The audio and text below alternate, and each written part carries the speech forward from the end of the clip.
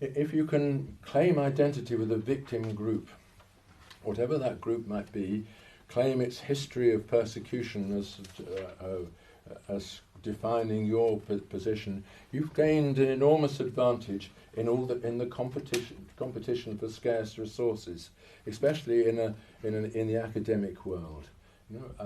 We've seen this obviously with feminism, which has its roots in perfectly legitimate speculations from the Enlightenment onwards about the relation between men and women and their distinct roles in society and the validity or otherwise of the way in which women have been treated.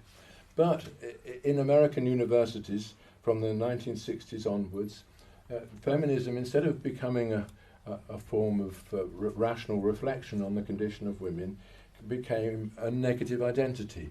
You joined the feminist movement by way of identifying with women as victims of men, of course.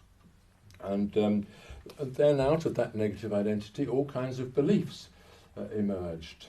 For example, the belief that the family is a patriarchal organisation in which men exert control over women in order to reproduce. They're using women as slaves in order to generate children who will be advancing their social power and so on. Those beliefs that emerged then out of the negative identity became beliefs which were protected. You couldn't question them. And I think you will find in many American universities today courses of so-called gender studies in which are built around these protected beliefs which cannot be questioned.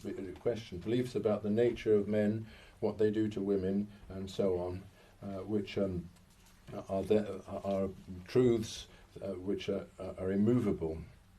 So this invention of victim classes and then claiming membership of them, I think is an extremely important tool in the hands of people who don't have the support of a religion, but nevertheless need an identity. The victim identity is an identity which you can define against the surrounding order. You're standing up for the oppressed against all these comfortable people who have taken all the rewards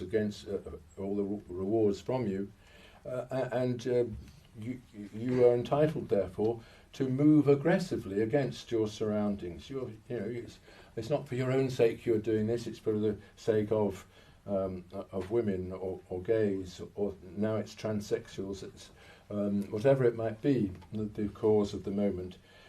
So you can justify your indignation in this way without actually paying the cost of it, because after all, you've never yourself been a victim. You're a well-funded member of the middle classes with a free education in a university and all the rest. But nevertheless, you can claim an advantage over the people competing with you for the rewards of the academic life by identifying in this way with the victims.